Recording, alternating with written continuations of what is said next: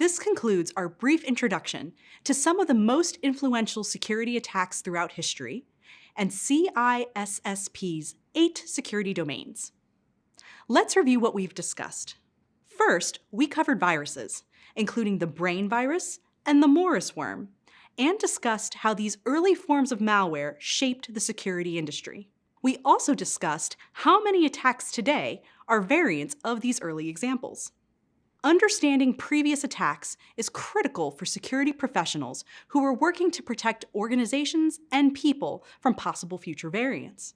We also discussed social engineering and threat actor motives by learning about the love letter attack and the Equifax data breach. These incidents showed the widespread impacts and associated costs of more recent security breaches in the digital age.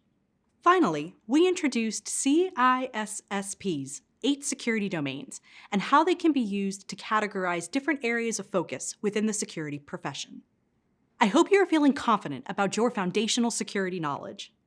Learning the history of security can allow you to better understand the current industry. CISSP's 8 security domains provide a way to organize the work of security professionals. Remember, every security professional is essential. Your unique point of view, professional background, and knowledge are valuable.